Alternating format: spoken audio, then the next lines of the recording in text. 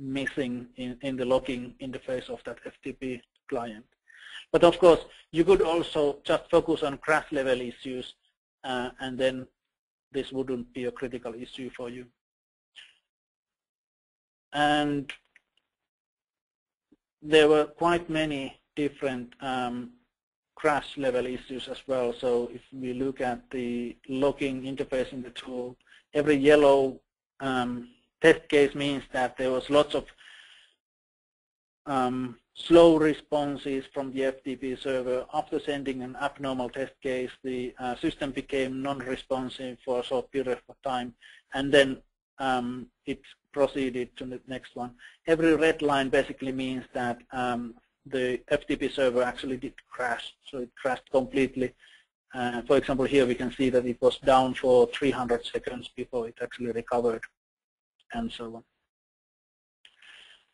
And then when we look at voice over IP testing, this will be the example where I will be also using the IDS product to try and protect against these attacks. With WinZip product, we can see that it breaks with, probably if you get any voice over IP zip buffer, free or commercial, it probably breaks with those because it seems like extremely bad quality voice over IP product. Running our tool against it found a huge number of different crash level issues in the products. Lots of different funny error messages and failure messages, many of which indicated that there were many buffer overflow mistakes as well. I will show more details of the zip testing later on, but before that I will show an example of traffic capture buzzer. So I have that running here as well, but before that I will show what was the process of getting it running in the first place. So what we did was that we used the network analyzer product to identify interesting traffic between the virtual hosts. So we noticed that the product was sending small SNMP traffic between the main host and the Linux host, NetBIOS traffic. And what we did is that we just selected those data streams, exported those to PCAPs, and then loaded those message sequences to the traffic capture buzzer. And the traffic capture buzzer then built the protocol model from that message sequence, and then basically built the buzzer automatically from the captured traffic. The only thing you need to do is just select a PCAP, find the PCAP, select the PCAP, and then configure the target IP addresses and all those configurable parameters in those different protocols, and just press play and start testing. So I have the tool here, traffic capture tool. From that small sequence of messages, we generated around 50,000 test cases, and we found out that a number of those actually crashed or caused some problems in the Linux Samba server.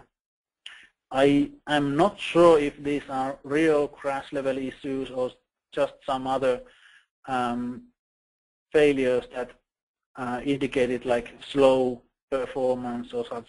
But anyways, it seems like there might have been some even 0 days found with a small capture like this. I hope this doesn't lock up in generating the views, but while it's generating, let's look at it from here.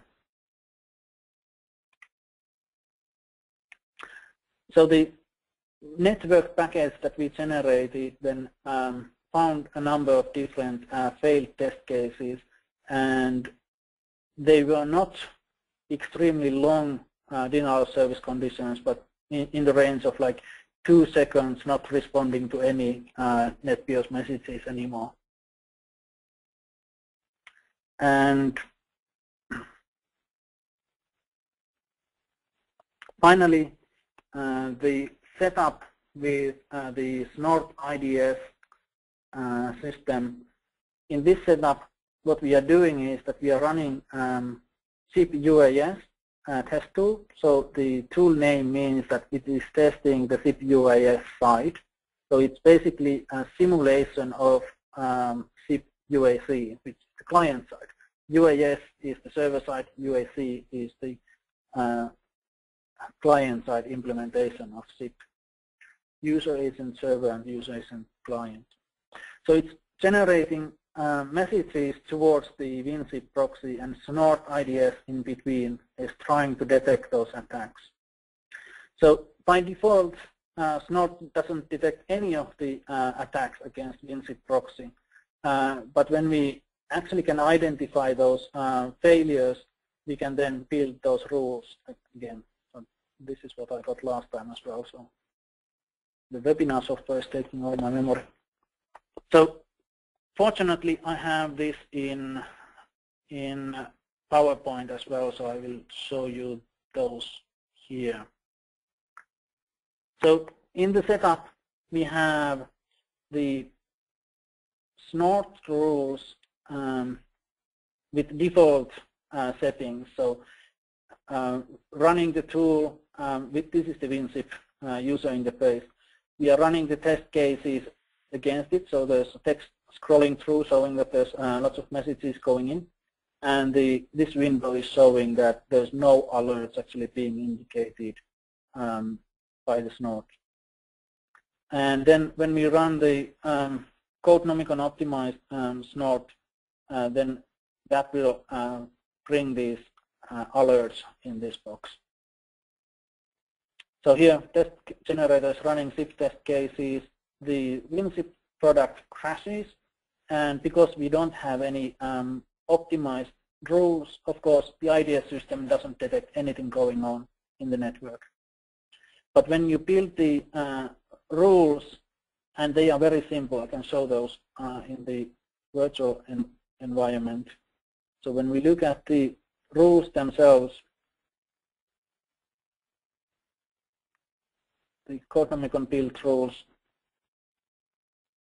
or any security consultant can do this, or many IDS experts can easily build this.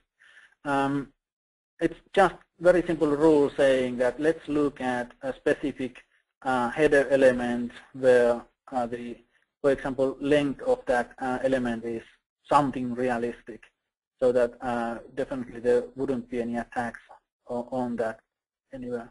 And then you document what kind of weakness it is, and you can then recommend to drop or reject these packets if you want so. So building these rules is actually extremely easy with most IDS products, as long as you first can identify those zero-day weaknesses in the product in the first place. And going back to the presentation, continuing. The last point I was trying to cover, we only have a couple of minutes, but looking at the known attacks and combining those with fuzzers.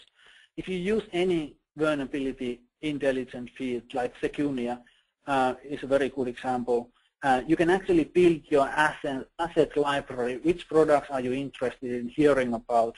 And then you automatically will get